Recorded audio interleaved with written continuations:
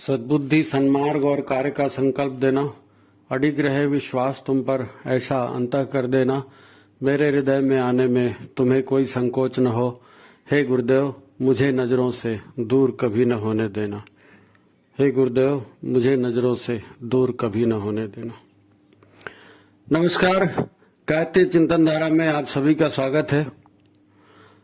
आशा है आप स्वस्थ होंगे, प्रसन्न होंगे। मित्रों, कुछ बातें निजी आपसे बतानी है। इसके पहले कि वीडियो शुरू करें,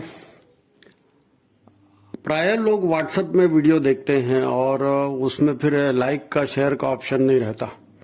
तो व्हाट्सएप में जब आप ओपन करते हैं, उसके ऊपर उंगली रखेंगे तो यूट्यूब में वीडियो खुलेगा, तब आपके पास लाइक शेयर का ऑप्शन आएगा। तो इधर इसका थोड़ा ख्याल रखेंगे, है ना। ज्यादा लाइक और शेयर आने से ज्यादा लोगों तक पहुंच बनती है। अभी अपने एक परिजन ने अपने व्हाट्सएप ग्रुप में मैसेज डाला, उनसे कुछ पर्सनल संबंध भी है, तो उन्होंने कहा कि भाई आप ये जो है ऐसा ऐसा वीडियो है और इसको जरूर देखा कीजिए और बहुत अच्छा आता है। फिर कई लोगों ने उसके ऊपर कमेंट चलाया, हाँ हम तो देखते हैं, हमने फलाना देखा। ये स्टोरियां, अलग अलग कहानियां चल रही हैं इसके साथ। तो कुल मिलाकर के बात ऐसी है कि वीडियो काफी लोगों तक पहुंच रहा है, लोग देख रहे हैं, गुरुदेव की कृपा है।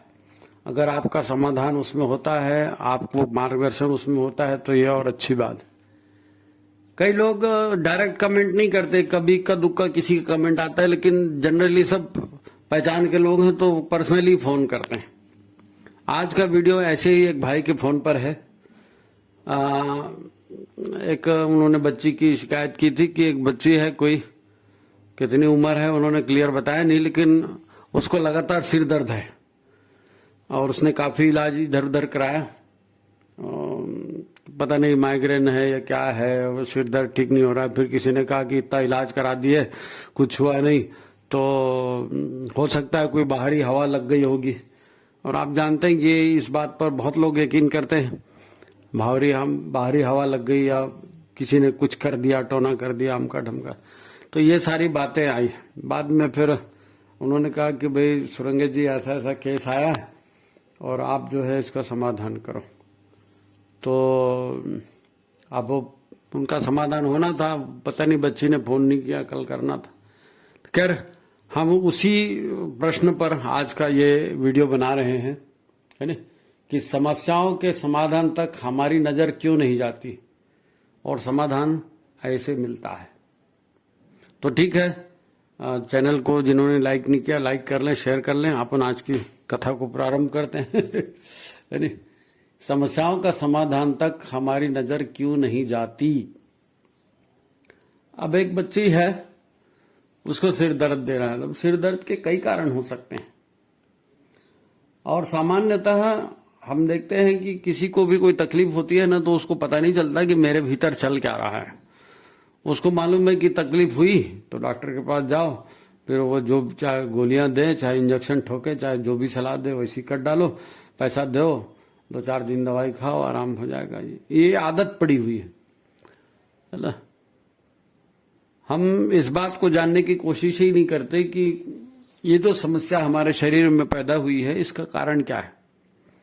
अब सिर दर्द हो गया तो सिर दर्द के 50 कारण हो सकते हैं ना। कॉन्स्टिपेशन हो सकता है, मेंटल टेंशन हो सकता है नहीं, और बहुत ज्यादा काम का दबाव, तनाव, ये भी हो सकता है। और बाकी डिप जाए तो माइग्रेन वगैरह ये भी होता है, नहीं होता ऐसा नहीं है। होने को तो क्या है, ब्रेन ट्यूमर भी हो गया तो भी सिर दर्द तो रह गई। तो सिर दर्द तो मामूली कब्जियत से लेकर के तो ब्रेन ट्यूमर तक बहुत सारी समस्याएं हो सकती है जिसके लिए सिर दर्द हो। तो हर चीज के लिए, है ना। अब आपने गोली खा लिया, अब सिर दर्द के लिए गोली, बहुत सारी पेटेंट दवाइयां मिलती है, आपने खा लिया, नहीं ठीक हुआ, किसी ने कह दिया माइग्रेन है, वो है, आपने उधर इलाज शुरू कर दिया, वो ठीक नहीं हुआ। अच्छा, आदमी ज्यादा इंतजार भी नहीं करता ना, 2 दिन दवाई खाएगा और तीसरे दिन बोलेगा नहीं भैया ये डॉक्टर ठीक नहीं है, ये दवाई ठीक नहीं, इसको बदलो, इसको बदलो, इसको बदलो। अरे भाई, जिंदगी ऐसे नहीं चलती, है ना। जिंदगी ऐसे नहीं चलती। और कि केवल सिर दर्द की बात नहीं है, इस सारी समस्याओं पर ये इस नजर से हमको देखना पड़ेगा कि समस्या पैदा कैसे होती है, पैदा कैसे होती है। ईश्वर ने जो दुनिया बनाई है ये तो ऑटोमेटिक है, यहां तो हमेशा सबका भला ही होता है, ईश्वर कभी किसी का बुरा नहीं करते। उनकी व्यवस्था में सबके लिए दाना, पानी, हवा, सूर्य, जितनी नेसेसिटी है, जरूरत की सारी चीजें सब भगवान ने दे के रखी। और हर आदमी को बस आप करते जाइए, आपको परिणाम मिलते जाएगा। यही तो कर्म का विधान बनाया है कि भाई आपको जैसी सुविधा चाहिए, जैसी जिंदगी आप चाहते हो वैसी जिंदगी जी लो। इससे अच्छा क्या हो सकता है। लेकिन समस्या आती है रुकावट की।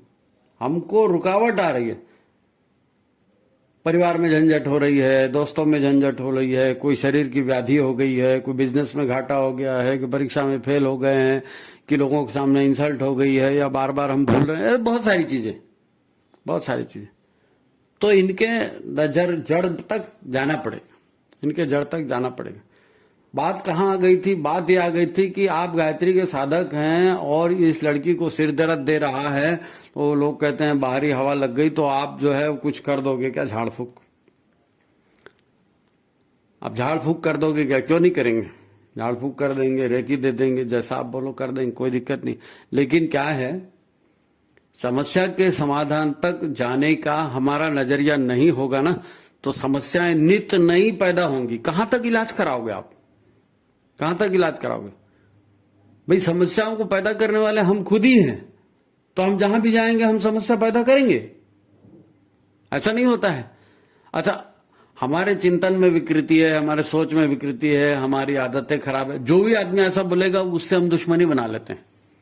किसी ने कह दिया तुम ये बोलते हो ऐसा ठीक नहीं है, तुम ये ऐसा करते हो ऐसा ठीक नहीं है, तो एक दो बार उसने बोल दिया तो आपने उसको दुश्मन बना लिया।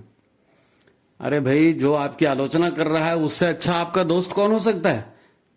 आलोचनाओं पर ध्यान देना है। हमारे से गलतियां कहां हो रही हैं ये जहां से भी पता चले तो समीक्षा करिए, समीक्षा करिए, देखिए वास्तव में गलती हो रही है क्या। भाई कोई दुश्मन है और वो आपको नुकसान पहुंचाता है तो बात समझ में आती है, भाई दुश्मन है, दुश्मन ही बन जा रहा है। लेकिन हमारे जीवन में अधिकांश दुख, तकलीफें, मुसीबतें, बीमारियां ये हमारे ही सोच और हमारे ही कर्मों का परिणाम होता है। हमारे ही सोच और हमारे ही कर्मों का परिणाम होता है। तो अपने सोच को ठीक करो। गुरुदेव ने तो युग की समस्याओं का समाधान करने के लिए यही कहा था कि बेटा हमको उल्टे को उलट के सीधा करना है। दुनिया में सब लोग उल्टा कर रहे हैं ना, तो उनके उल्टे को उलट के सीधा करना है। सीधा हो जाएगा तो दुनिया ठीक चलेगी, लोगों की दुख तकलीफ दूर हो जाएगी, धरती पे स्वर्ग आ जाएगा। लेकिन सवाल यह है कि हर कोई अगर अपनी समस्याएं पैदा ही करता रहे तो कोई उसका समाधान कहां तक करेगा। अब अगर कॉन्स्टिपेशन है तो उस ढंग से दूर करिए। अगर तनाव है तो तनाव के कारणों पर जाना पड़ेगा। कहां से तनाव हो रहा है, क्यों सिर दर्द हो रहा है, उसको दूर करना पड़ेगा, है ना। तो मेन चीज तो होती है शारीरिक सबसे पहले, क्योंकि तकलीफ शरीर में होती है और हम उसको सहन नहीं कर पाते और वहीं से चिल्लाना चालू हो जाता है कि मेरे को ये हो रहा है, मेरे को वो हो रहा है। तो शरीर का सिस्टम हम समझे। शरीर का मुख्य सिस्टम क्या है? शरीर में दो हलचलें होती हैं। एक हलचल होती है आगम की, एक हलचल होती है निगम की। आगम मतलब जो भी शरीर में आ रहा है, भोजन आ रहा है, पानी आ रहा है, विचार आ रहे हैं, है ना, दृश्य आ रहे हैं, नए लोग मिल रहे हैं, ये आगम जो भी हो रहा है उनके परिणाम। और निर्गम मतलब शौच हो रही है कि नहीं, यूरिन बराबर पास हो रही है कि नहीं, आपकी श्वास की गति ठीक है कि नहीं, आप श्वास ठीक ले रहे हैं कि नहीं, आपकी नींद ठीक हो रही है कि नहीं, आप एक्सरसाइज ठीक कर रहे हैं कि नहीं, आपका शरीर का जो विकार है वो रेगुलर बराबर निकल रहा है कि नहीं। तो अपने आगम निगम को हम चेक करें, आगम निगम को चेक करें। आगम निगम ठीक होगा, सिस्टम ठीक हो जाएगा, है ना। सिस्टम मुख्य मेन क्या है? शरीर की जितनी भी समस्याएं हैं, शरीर की और दिमाग की, ये जुड़ी हुई हैं। शरीर और मन सूक्ष्म शरीर को मन कह देते हो आप, और स्थूल शरीर को शरीर कह देते हो। तो है दोनों शरीर, है ना। स्थूल से ही सूक्ष्म है और सूक्ष्म से ही यथा जैसा खाए अन्न वैसा बने मन, है ना। शरीर और मन की समस्या एक ही जैसे रहती है। मन खराब तो शरीर खराब, शरीर खराब तो मन खराब। तो सिस्टम को ठीक करना है। अगर मान लीजिए आपका खाना पीना भी ठीक है, संतुलित भोजन भी कर रहे हैं, उसके बावजूद अगर कोई है तो फिर शरीर से छोड़ के फिर मन में जाता है, विचारों में जाता है है ना, ज्ञान में जाता है, ज्ञान की कमी होती है, उल्टे सीधे काम करते हैं, विचार उल्टे सीधे करते हैं, है ना। तो वो ज्ञान की कमी है तो ज्ञान अध्ययन करिए, फिर सत्संग करिए, स्वाध्याय करिए, है ना। और अगर मन में त्रास हो रहा है, कोई परिजन त्रास दे रहा है, कोई मित्र त्रास दे रहा है, किसी की वजह से तकलीफ है, तो अगर तकलीफ दूर होती है तो दूर करने का प्रयास करें, और नहीं तो फिर अपनी सहन शक्ति का विकास करें। दोनों काम है, एक तो आपको थोड़ा बहुत सहन शक्ति भी होना चाहिए, और दूसरा अगर कोई समस्या पैदा कर रहा है तो उससे बातचीत करके और शांतिपूर्ण ढंग से उसका समाधान निकालना चाहिए। तो शरीर की विकृतियों को हटाना, मन की विकृतियों को हटाना, ये जनरली सब लोग जानते हैं। मैंने ये वीडियो बनाने का तय इसलिए किया कि ये भूत वाली समस्या आ गई, भूत प्रेत हवा बाहर की। अब ये बाहर की हवा क्या है, ये भूत प्रेत क्या है? मैं ये नहीं कहता कि भूत प्रेत नहीं होते, भूत प्रेत नहीं, अब उसको नाम चाहे कुछ भी ले लो, है ना। अशरीरी जीव जिनके पास इंद्रियां नहीं हैं, जो अपनी कामनाओं के पीछे जा रहे हैं, और अब कामनाएं पूरी कैसे होंगी, इंद्रियां है नहीं तो कामनाएं कैसे पूरी होंगी? तो दूसरे के शरीर में प्रवेश करके अपनी कामनाओं को पूरा करते हैं, फिर उसी को भूत प्रेत जिन्न इधर उधर कहते हैं। तो इसका पेशा भी चलता है, धंधा भी चलता है, यानी जो दुष्ट आत्माएं होती हैं। आपको बता दूं मैं कि जैसे आप कमरे में बैठे हैं, ये वीडियो सुन रहे हैं, आपको क्या लगता है कमरा खाली है? ऐसा कमरा दिखने में खाली दिख नहीं रहा है कुछ, लेकिन न जाने उसमें कितनी सूक्ष्म आत्माएं विचरण कर रही होंगी। आप जहां बैठे हैं उस कमरे में भी कर रही होंगी, आपको दिखता थोड़ी है। आप किसी एक विषय पर चिंतन शुरू करिए, उस विषय पर अपने आप विचार आपको आने चालू हो जाएंगे, अपने आप विचार आने चालू हो जाएंगे। आकाशीय तत्व है, आकाश में विचार भरे हैं, संकल्प भरे वहां से आ रहे हैं, या गुरु की प्रेरणा हो रही है, वो सब ठीक है। उसके बावजूद भी मैं आपको बता रहा हूं कि हमारे आसपास जो भी सूक्ष्म आत्माएं तैर रही हैं, उनको भोग करना है, और भोग के लिए शरीर चाहिए, और उनके पास शरीर है नहीं, तो वो आपको प्रेरणा देंगी, वो आपको प्रेरणा देंगे, और आपसे वो काम करवाने की कोशिश करेंगे, नहीं करेंगे। कैसे करवाने की कोशिश करेंगे? अब ये जो तांत्रिक मांत्रिक होते हैं, ये क्या करते हैं? इनके कुछ मंत्र होते हैं, इनके कुछ इष्ट होते हैं, ये अपने इष्ट की पूजा पाठ करते हैं, वो मंत्रों का जाप करते हैं, और तांत्रिक मंत्र है।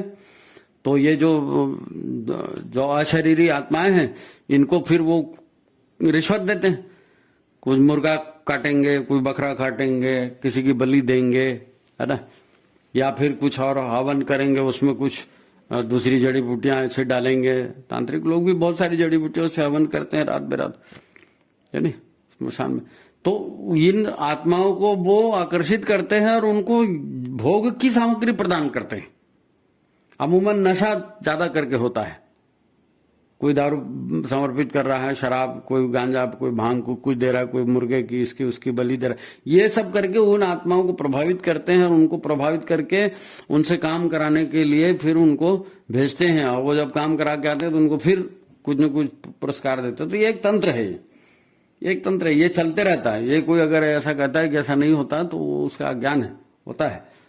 अशरीरी आत्माएं होती है, उनसे काम करा। मैं आपको डरा नहीं रहा हूं, लेकिन इसका हम क्या कह रहे थे कि समस्याएं हमने शारीरिक स्तर पर दूर करनी है, मानसिक तौर पर दूर करनी है। उसके लिए आपको बताया शरीर को ठीक से चलाना, खाना पीना ठीक करना, और मन के लिए स्वाध्याय सत्संग की बात करी, यानी अपने विचारों को ठीक करने बताया। अभी ये तीसरी समस्या पर हम आ रहे हैं कि ये हवा या भूत प्रेत या जो भी आप बता रहे हैं, ये होता क्या है? देखो, दुनिया में कुछ नहीं है, केवल ऊर्जा है। ये सारा संसार ऊर्जा का ही खेल है, ऊर्जा और चेतना। चेतना भी एक तरह की ऊर्जा ही है। अब सवाल ये है कि किसी व्यक्ति पर का भूत का प्रकोप हो गया उसके ऊपर, या कोई जिन्न चढ़ गया या फलाना चढ़ गया, ये क्यों होता है? इसका विज्ञान समझ जाए तो ये इस वीडियो का ये फाइनल यही बात होगी डेस्ट, कि भाई हम इसका बात समझ जाए कि भूत प्रेत जो होता है या बाहरी हवा लगती है तो क्यों लगती है, और इससे बचा कैसे जाए, तो हम आपसे बात कर रहे थे कि जब कोई भी व्यक्ति है, वो शरीर जब छोड़ता है तो उसकी कामनाएं, उसकी वासनाएं उसके सूक्ष्म शरीर के साथ जाती हैं। अब ये जो कामनाएं हैं, वासनाएं हैं, ऊर्जा रूप में होती हैं, ऊर्जा रूप में होती है। जब प्राण शरीर को छोड़ते हैं तो शरीर के सारे संकल्प, शरीर के सारी कामनाएं, वासनाएं, ये कहाँ सिमट जाती हैं? हमारे मन में। और मन में सिमट जाकर के मन का कहाँ सरेंडर करता है? प्राण में। प्राण में, क्योंकि मन प्राण के ही माध्यम से काम करता है। तो मन की सारी बातें कहाँ चली गई? प्राण में। जो हमारी इंद्रियां थी, स्थूल इंद्रियां शरीर के साथ छूट गई, सूक्ष्म इंद्रियां भी मन के साथ आ गई। कहाँ आ गई? प्राण में। ये प्राण शरीर से बाहर कैसे निकलता है? उदान के माध्यम से।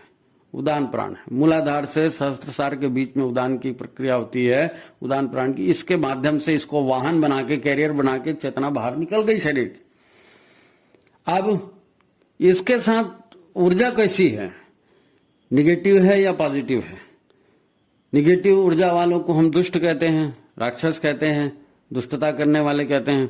पॉजिटिव ऊर्जा वालों को हम देवता कहते हैं, संत कहते हैं, साधु कहते हैं, है ना? तो जैसी कामनाएं होती हैं, अब कामनाओं को पूर्ति के लिए ये अशरीरी जीव प्रयास करते हैं या फिर दूसरा जन्म लेते हैं। अगर इनको सहज दूसरे शरीर से कामनाएं पूर्ति होती है तो दूसरा जन्म ले लेते हैं, तो इनको अशरीरी अवस्था में ज्यादा दिन रहने की जरूरत नहीं पड़ती। लेकिन जो लोग अशरीरी हैं, उनकी ऊर्जा की हम बात कर रहे हैं। मान लीजिए कोई बहुत रेपिस्ट है ना, चोर है, बहुत बड़ा डकैत है, दुष्ट आत्मा है। अब उसको लोगों को तरसाने में मजा आता है, जिंदगी भर उसने वही किया, तो मरते तक भी उसकी उसी तरह की बात रही। अब वो निगेटिव ऊर्जा हो गई, उसकी भोग की भी इच्छा, वो है ना, दो लोगों को कष्ट देने वाला नकारात्मक, लोगों की सेवा करने वाला सकारात्मक। अब वैसा ऊर्जा वाला कोई जीवात्मा आपके आसपास है, ये भी कहीं रहते हैं, किसी जमीन के टुकड़े में रहते हैं, किसी तालाब में रहते हैं, किसी पेड़ के पास रहते हैं। आपको शायद लोगों ने कहा होगा कि भाई सुनसान जगह में कहीं जा रहे हो तो कहीं भी पेशाब मत करना। सुना होगा, कई लोगों ने आपको कहा होगा कि ज्यादा 12 बजे धूप में मत घूमो, 12 बजे एकदम तालाब में मत जाओ। बहुत सारे ऐसी आपको सुनाई दी होंगी बातें, गांव के लोग बताते हैं। तो ये ऐसे समय में क्या होता है, आप या तो उन दुष्ट आत्माओं के क्षेत्र में आप प्रवेश कर रहे हैं, या तो उन दुष्ट आत्माओं को ढूंढना, वो शरीर ढूंढ रहे हैं और आप अपना शरीर उनको दे रहे हैं। हमारे शरीर में दूसरी आत्मा कैसे आ सकती है, दूसरी चेतना कैसे प्रवेश कर सकती है? तो एक ही उसका मार्ग है और वो है भय। यदि आपका मनोबल कमजोर है, यदि आप भयग्रस्त हैं, यदि आप चिंताग्रस्त हैं, तो भयग्रस्त और चिंताग्रस्त व्यक्ति की आत्मा प्रसन्न और बलशाली नहीं हो सकती। आप भयग्रस्त हैं, आप चिंताग्रस्त हैं, आप मानसिक दबाव में हैं और आपको डर लग रहा है, तो फिर क्या होगा? कोई भी आएगा आपको बहलाएगा, है नहीं? तो जैसे आप अंधेरे में जा रहे हैं, आपको डर लग गया तो आप क्या करते हो? जय हनुमान ज्ञान गुण सागर जय कपीस, या कई लोग फिर गायत्री मंत्र जाप शुरू करते हैं। डर लग गया ना, मालूम है डर लगने से जो ऐसी निगेटिव ऊर्जाएं हैं वो शरीर पर आक्रमण कर देती हैं, शरीर में प्रवेश करा करके और शरीर से काम लेती हैं डर के मारे। होता है ना ऐसा? तो ये हनुमान चालीसा पढ़ने से क्या होता है, या गायत्री मंत्र पढ़ने से क्या होता है? आपके भीतर एक कॉन्फिडेंस आ जाता है कि हनुमान जी मेरी रक्षा करेंगे या गायत्री माता मेरी रक्षा करेगी, तो आपका मन बलवान हो जाता है नहीं? आपकी आत्मा को गायत्री का संबल मिलता है, आपकी आत्मा को हनुमान जी का संबल मिलता है और आप मजबूत हो जाते हैं। तो फिर वो निगेटिव ऊर्जा आपके ऊपर काम नहीं करती है, वो समय टल जाता है। तो बात यह है कि आत्म बल को बढ़ाना, ब्रह्म बल को बढ़ाना, अपने तेज को बढ़ाना, ये प्रक्रिया होनी चाहिए। इसी के लिए प्राणायाम कराया जाता है, इसीलिए उपासना कराई जाती है, इसीलिए गुरु बनाया जाता है, इसीलिए साधना की जाती है। जहां जितना ये पूरा खेल ऊर्जा का है, पूरा खेल ऊर्जा का है। यदि आप में निगेटिव ऊर्जा ज्यादा है तो कोई भी निगेटिव ताकत आपको आक्रमण करके अपना गुलाम बना लेगी। और यदि आपके अंदर पॉजिटिव ऊर्जा ज्यादा है, आप सज्जन हैं, आप साधना करते हैं, आपकी लोक सेवा में रुचि है, तो आपके आसपास जो दूसरी सज्जन आत्माएं हैं वो आपको प्रेरणा देंगी, वो आपको सहयोग करेंगे और आपकी साधना को भी बढ़ाएंगे, आपके ज्ञान को भी बढ़ाएंगे, आपके पुरुषार्थ को भी बढ़ाएंगे। ये व्यक्ति के ऊपर है, वो अपनी लाइफ का ट्रेंड कैसे जी रहा है। इसीलिए आत्मसमीक्षा की बात जरूरी है कि अपनी गलतियों को ढूंढो। अपना सुधार संसार की सबसे बड़ी सेवा है, गुरुदेव बोलते हैं ना। तो अपना सुधार कैसे करोगे? अपने शरीर की गतिविधियों को सुधारोगे, अपने मन की गतिविधियों को सुधारोगे, और आत्मबल और ब्रह्म बल को प्राप्त करने के लिए गायत्री का जाप करोगे, घर में यज्ञ करोगे, तुलसी का पेड़ लगाओगे, शंख बजाओगे, घंटी बजाओगे, घर में पवित्रता का वातावरण, घर में मंत्रोच्चार, घर में सत्संग। और ये क्यों करने बोलते हैं? ये क्यों करने बोलते हैं? आप देखना, आप किसी मंदिर में जाएंगे तो आपको असीम शांति मिलती है। क्यों? क्योंकि वहां की ऊर्जा ऐसी होती है। वहां किसी शराबी कबाबी को किसी को भेज दो तो वो बोले अरे यार कहां लाके फंसा दिया, यहां से बाहर निकलो। तो दुष्ट आत्माएं, निगेटिव ऊर्जा की जो मालिक होती हैं, जीव होते हैं, ये बुरी जगह में जाना पसंद करते हैं।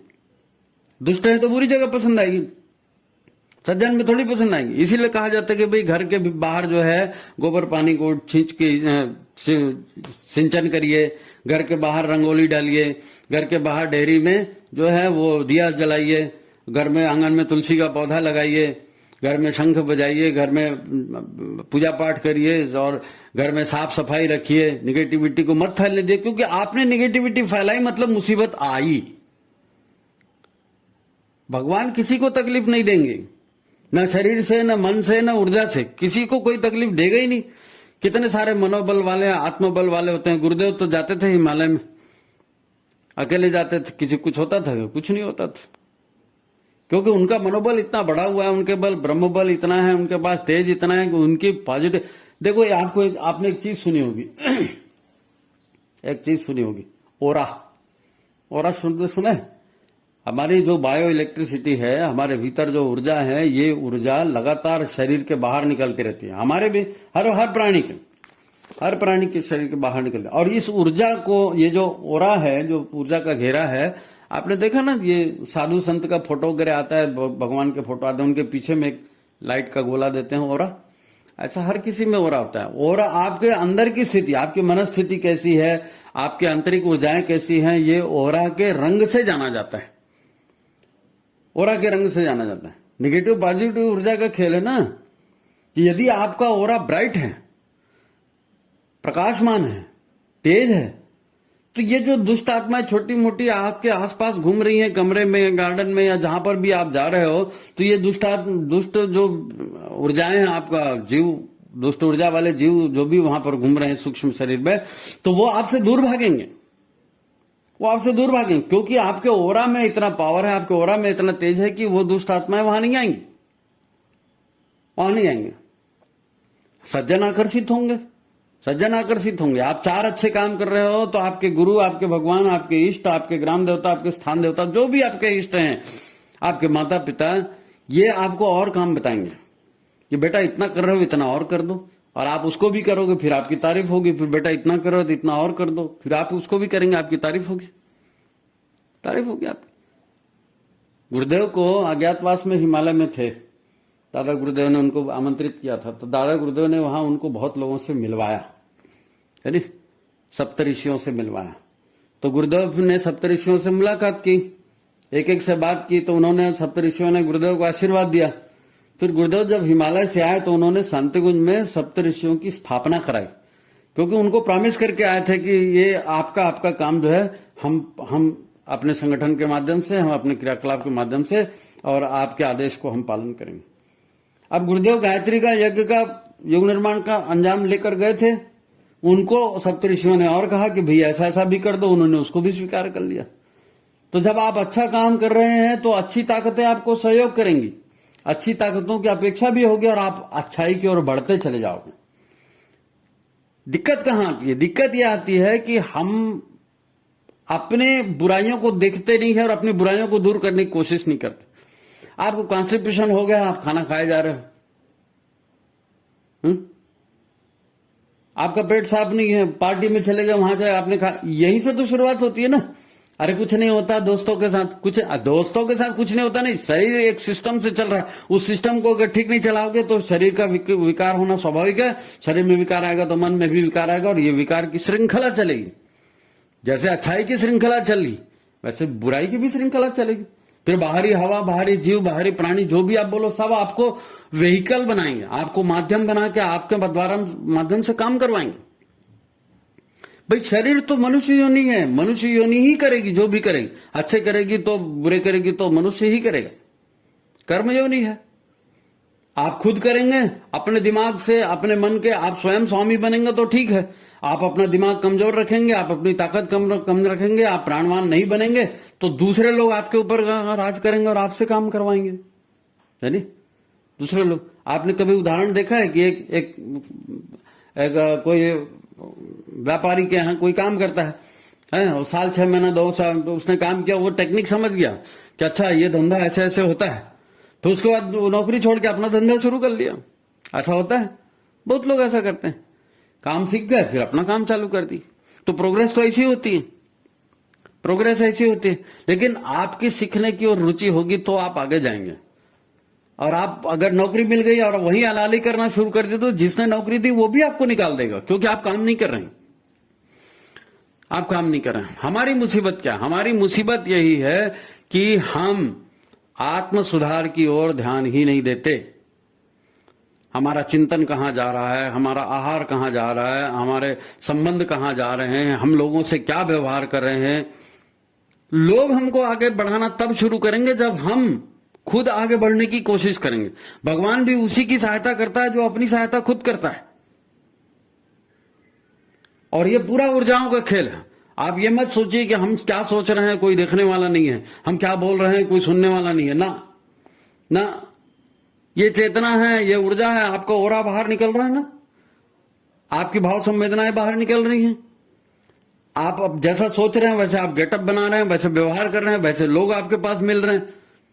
नहीं मेरी तो तकदीर खराब है जी, मैं जो भी करता हूं वो खराब हो जाता है। अरे तुम्हारी तकदीर खराब नहीं है भाई, आत्म समीक्षा करो, अपने व्यवहार को सुधारो। नहीं आता है तो सीखो, पढ़ो, देखो, स्वाध्याय सत्संग की व्यवस्था बनाओ। गुरुदेव तो कितना बोलते हैं उसके लिए। यज्ञ करेंगे तो क्या हो जाएगा, जाप करेंगे तो क्या हो जाएगा, बैठक में चले जाएंगे तो क्या हो जाएगा, सत्संग में चले जाएंगे क्या हो गया, अरे पिछले साल तो नवरात्रि गए थे, इस बार नवरात्रि नहीं करेंगे तो क्या हो जाएगा। तो आप नहीं करने के लिए हजार तर्क और हजारों बहाने ढूंढिए, किसी को कोई आपत्ति नहीं है। भैया आप अपना भाग्य खुद बना रहे, आप अपना भाग्य खुद बना रहे। अब बात शुरू हुई थी बच्ची के सिर दर्द से, उसको बाहर की हवा लगी क्या? अगर आपको ऐसा लगता है कि बच्ची को बाहर की हवा लग गई है, हो भी सकता है, मैं ये नहीं कह रहा हूं कि नहीं लग, हो सकता है लगी हो, तो फिर तो घर के माहौल से आपको सुधार की कोशिश करनी पड़ी। उसके घर का माहौल कैसा है, घर में पवित्रता का माहौल है कि नहीं, घर में लोग कैसी बातचीत करते हैं, घर में किस तरह के विचारों का संग्रह होता है, घर में पूजा पाठ होती है कि नहीं, घर में हवन होता है कि नहीं, घर में स्वाध्याय सत्संग होती है कि नहीं। और फिर वो लड़की जो जिसका सिर दर्द दे रहा है, वो लड़की स्वयं क्या सोच रही है, कैसे आचरण कर रही है। मैंने ऐसे बहुत उदाहरण देखे। कई लड़कियां यंग एज में होती है, 18, 20, 22 साल की लड़कियां हैं, और चक्कर खा के गिर गई, फीट आ गया, बेहोश हो गई। अक्सर बहुत सारे लोग, अब वो अच्छा उनको लोग बेचारे बनते हैं, ओह बेचारी चक्कर खा के गिर गई है, पानी डाल रहे हैं उसके ऊपर, नहीं शरबत पी ले, नहीं फलान कर ले, उनको केयर मिलता है। तो उनको लगता है कि यार हमको तो लोग कितनी सेवा कर रहे हैं, हम शुद्ध पवित्र हैं। तो शुद्धता पवित्रता दिखाने की चीज नहीं है, भीतर में स्थापना की चीज है। मन आपका कमजोर होगा तो आपका पूरा ऊर्जा तंत्र कमजोर होगा। आपके विचार अगर घटिया होंगे तो पूरे जीवन को घटिया बना देंगे। निगेटिव ऊर्जा आपके आसपास बढ़ जाएगी, आपका हर चिंतन उसी तरह का जाएगा, हर चिंतन उसी तरह का जाएगा। गृहस्थ छोटी मोटी चीज नहीं है, घर में रहना और सांसारिकता निभाना छोटी मोटी चीज नहीं है। लेकिन एक है जैसे आप जो है ना बैंक बैलेंस बनाते हो ना फ्यूचर के लिए, लाइफ इंश्योरेंस किया, बैंक बैलेंस बना, ऐसे ही आप अपने जीवन के लिए मार्गदर्शक का चुनाव कीजिए। यदि आप गुरु का चुनाव करते हैं, यदि आप इष्ट का चुनाव करते हैं, यदि आप इष्ट के मंत्र का जाप करते हैं, यदि आप गुरु के मंत्र का जाप करते हैं, यदि आप गुरु के चिंतन पर अपने जीवन को चलाते हैं, वास्तव में ऐसा नहीं कि हमने गुरुदेव का फोटो लगाया और माला पहना करके दीवार में टांग दिया और फिर गुरु पूर्णिमा को पूजा कर दिए और बसंत पर्व को पूजा कर दिया और बाकी दिन पड़ा है माला सुखी।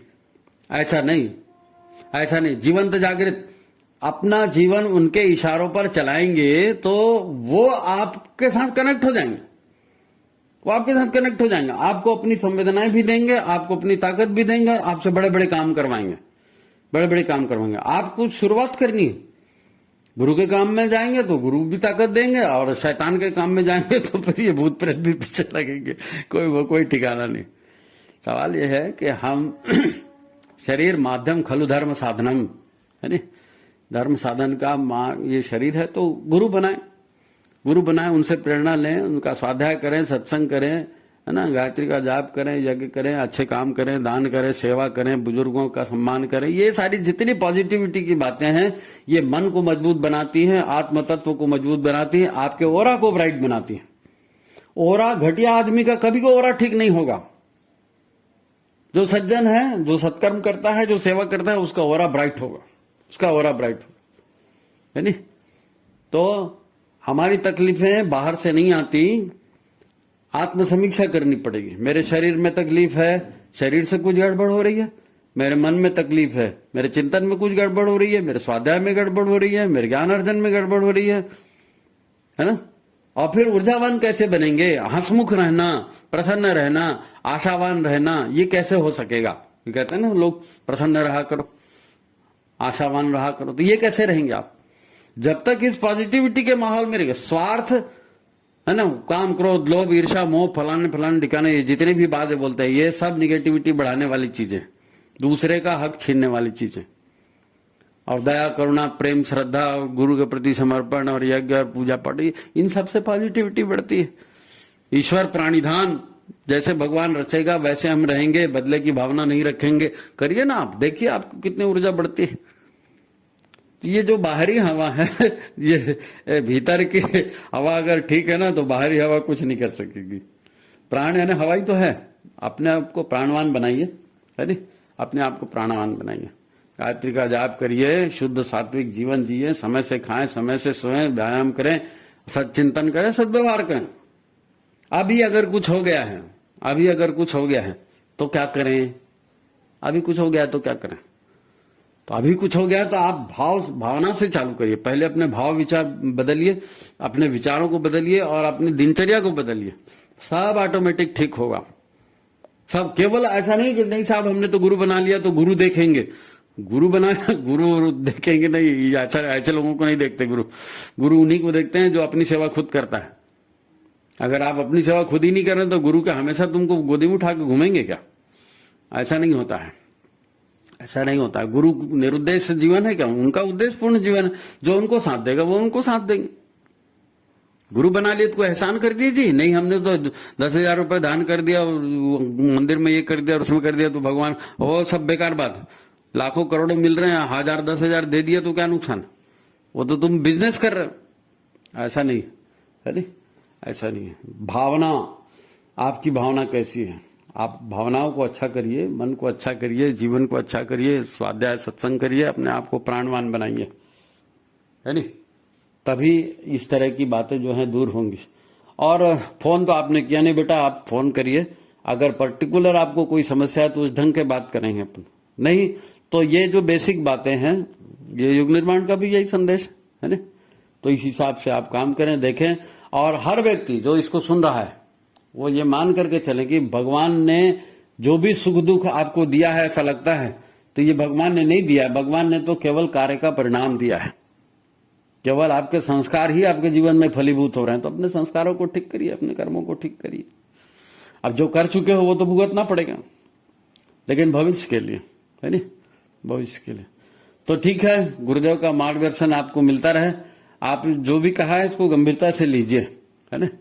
स्वाध्याय करिए, सत्संग करिए, जीवन के लिए मार्गदर्शक जरूर बनाइए। गुरु जरूर बनाना है और गुरु बना करके गुरु के आदेशों पर जीवन चलाना है।